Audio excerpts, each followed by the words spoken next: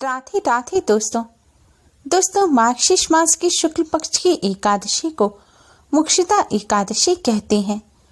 मोक्षदा एकादशी से आशय है मोह का नाश करने वाली एकादशी। शास्त्रों के अनुसार जो व्यक्ति मोक्षदा एकादशी का व्रत करते हैं वह सुखमय जीवन व्यतीत कर अंत में मोक्ष को प्राप्त होते हैं। इस व्रत से बढ़कर मोक्ष देने वाला दूसरा कोई व्रत नहीं है। मोक्षदा एकादशी का व्रत भगवान विष्णु माँ लक्ष्मी जी को समर्पित होता है। मान्यता है मोक्षदा एकादशी के दिन व्रत कर भगवान श्री हरि विष्णु माँ लक्ष्मी का पूजन करने से भगवान विष्णु की असीम कृपा प्राप्त होती है। कर्म के बंधनों से भी मुक्ति मिल जाती है। मोक्षदा एकादशी का व्रत पितरों को भी मोक्ष देने वाला है। मान्यता है जो व्यक्ति इस व्रत को रखते हैं उनके 7 पीढ़ी तक के पितृ तर जाते हैं। उनके पितरों को नरक की यातनाएं भोगनी नहीं पड़ती। जो व्यक्ति इस व्रत को रख इसके पुण्य को पितरों को प्रदान करते हैं उनके पितरों को मोक्ष की प्राप्ति होती है। यह दिन पितरों का आशीर्वाद प्राप्त करने के लिए भी बहुत खास माना जाता है। मोक्षदा एकादशी के दिन गीता जी का पठन या श्रवण करना भी बहुत खास माना जाता है।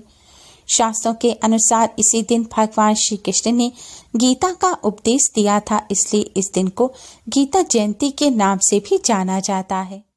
इस दिन गीता का पाठ कर इसके पुण्य को भी पितरों को प्रदान करने से पितरों को मोक्ष प्राप्त होता है।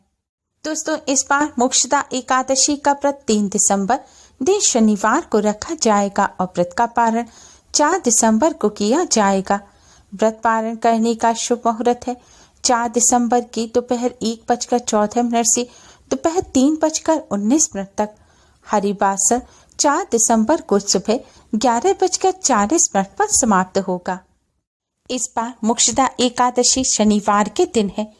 शनिवार के दिन पीपल वृक्ष का विशेष रूप से पूजन किया जाता है क्योंकि इस दिन पीपल वृक्ष में भगवान विष्णु माँ लक्ष्मी जी के साथ ही पितरों का भी वास होता है। दोस्तों एकादशी के दिन धन संबंधी समस्या को दूर करने के लिए भगवान लक्ष्मी नारायण की कृपा प्राप्त करने के लिए पीपल वृक्ष का पूजन अवश्य ही करना चाहिए क्योंकि पीपल वृक्ष में भगवान विष्णु का वास होता है। भगवान श्री कृष्ण ने स्वयं कहा है वृक्षों में मैं पीपल वृक्ष हूँ। शास्त्रों के अनुसार एकादशी के दिन पीपल वृक्ष पर सूर्योदय से लेकर सूर्यास्त तक माँ लक्ष्मी का वास होता है और इस बार तो एकादशी शनिवार के दिन है। शनिवार के दिन होने से इसका महत्व कई गुना अधिक बढ़ गया है। शनिवारी एकादशी के दिन भगवान लक्ष्मी नारायण की कृपा प्राप्त करने के लिए पीपल वृक्ष का पूजन अवश्य करना चाहिए। आज के दिन पीपल वृक्ष का पूजन करने से भगवान लक्ष्मी नारायण की कृपा से कष्टों से छुटकारा मिलता है। ग्रह दोष भी दूर होते हैं। घर में चली आ रही धन संबंधी समस्या दूर होती है। घर में सुख समृद्धि आती है। घर में माँ लक्ष्मी का वास होता है और धन में बरकत होना शुरू हो जाती है। एकादशी के दिन पीपल वृक्ष का पूजन वैसे तो किसी भी समय किया जा सकता है, लेकिन प्रातः काल और संध्या काल के समय पीपल वृक्ष का पूजन करना विशेष शुभ फलदायी होता है। पीपल का पूजन करने के लिए सबसे पहले स्नान का स्वच्छ वस्त्र धारण करें। आज के दिन पीले या लाल रंग के शुभ रंग के वस्त्र पहनकर ही पीपल वृक्ष का पूजन करें। अब दोस्तों आप एक दीपक लें। आप मिट्टी का या आटे का कैसा भी दिया ले सकते हैं। आटे का दिया ले रहे हैं तो साफ जल से आटा मढ़ें और आटे में नमक इत्यादि कुछ भी ना मिलाएं। साफ जल से मढ़े आटे का आप एक दीपक बना लें। दोस्तों अब इस दीपक में आपको घी भरना है। हो सके तो शुद्ध घी भरें। शुद्ध घी ना हो तो आप पूजन में जो घी इस्तेमाल करते हैं, मीठा तेल इस्तेमाल करते हैं, आप वह भर सकते हैं। अगर वह ना हो तो आप इसमें सरसों का तेल भी भर सकते हैं। अब इस दीपक में आप एक रुई की बाती लगाएं। अब इस दीपक में दोस्तों आपको 1 चुटकी पिसी हुई साफ हल्दी और जरा सी कुमकुम डाल देनी है। इस तरह दीपक तैयार हो जाएगा। अब इस दीपक को लेकर आप पीपल वृक्ष पर जाएं और इस दीपक को आपको पीपल वृक्ष के नीचे इस प्रकार रखना है कि इसकी जो बाती है वह पूर्व दिशा की तरफ होनी चाहिए। जिस दिशा से सूर्य उदय होता है उस दिशा की तरफ यह बाती होनी चाहिए। अगर आपको दिशा का ज्ञान नहीं है तो इस बाती को आप पीपल वृक्ष की तरफ कर दें। पीपल वृक्ष की जड़ में रखकर आप इस दीपक को जला दें।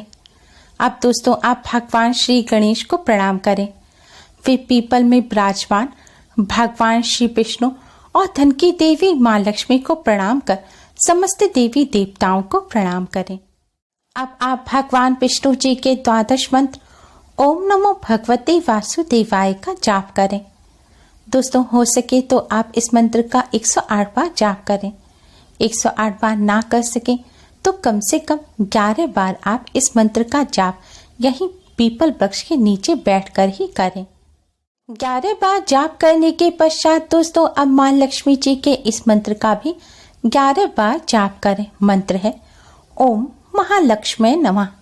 मंत्र है ओम महालक्ष्मी नमः। इस तरह मंत्र का जाप करने के पश्चात दोस्तों अब आप भगवान विष्णु मां लक्ष्मी जी को प्रणाम करें और आपकी जो भी समस्या है वह भगवान जी से कहें और समस्या को दूर करने की प्रार्थना करें। भगवान विष्णु धन की देवी माँ लक्ष्मी को अपने घर आने के लिए आमंत्रित करें। माँ लक्ष्मी से धन संबंधी समस्या को दूर करने की प्रार्थना करें। अगर आपके ऊपर कर्ज है तो कर्ज से छुटकारा दिलाने की भी प्रार्थना करें। दोस्तों आज के दिन इस तरह पीपल वृक्ष में विराजमान भगवान लक्ष्मी नारायण का पूजन करने से भगवान लक्ष्मी नारायण की असीम कृपा प्राप्त होती है। भगवान लक्ष्मी नारायण की कृपा से घर परिवार में सुख समृद्धि आती है, कर्ज से छुटकारा मिलता है, धन संबंधी समस्या दूर होकर धन का लाभ होना शुरू हो जाता है। ग्रहों के अशुभ प्रभाव भी दूर होते हैं। इससे कार्यों में आ रही रुकावट भी दूर होती है और कार्यों में सफलता मिलने लगती है। दुख और गरीबी से छुटकारा मिल जाता है। भगवान लक्ष्मी नारायण की कृपा से जीवन में खुशियां आने लगती हैं।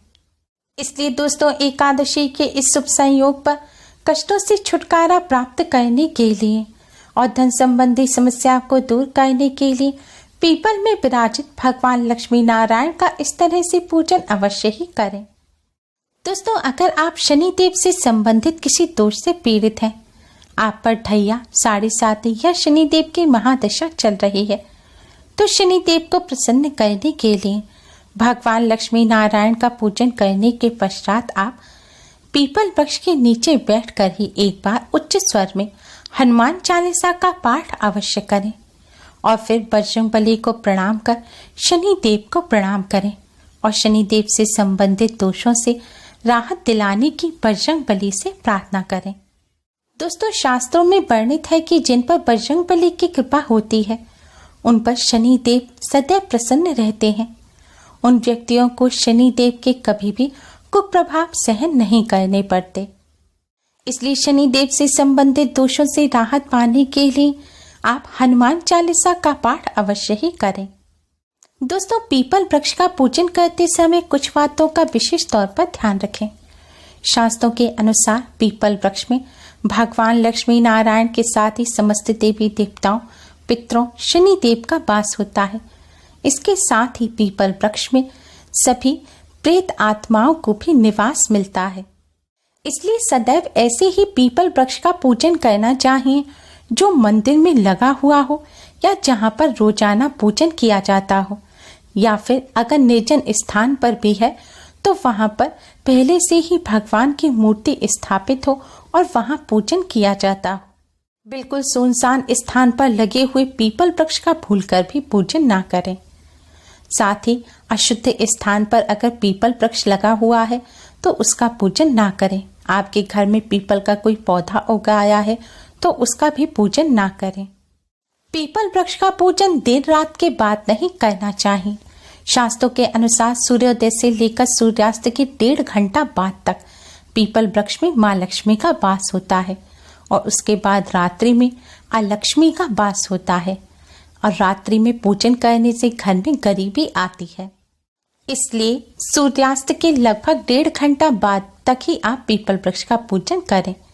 देर रात में पीपल वृक्ष का पूजन भूलकर भी ना करें। सूर्यास्त के बाद से ही पीपल वृक्ष का स्पर्श ना करें। पीपल वृक्ष पर जल भी ना चढ़ाएं। आपने पीपल के नीचे जो दीपक जलाया है, चाहे वह घी का दीपक हो या तेल का दीपक हो, उससे आरती ना लें। पूजन करते समय आपका मुंह झूठा नहीं होना चाहिए। आप अगर तंबाकू इत्यादि खाते हैं तो कुल्ला करने के बाद ही पूजन करें। पीरियड के दौरान महिलाएं ना तो पीपल वृक्ष का पूजन करें और ना ही पीपल वृक्ष के नीचे जाएं। दोस्तों, इन सावधानियों को बरतते हुए अगर आप पीपल वृक्ष का पूजन करेंगे तो इससे आपको अवश्य ही लाभ मिलेगा।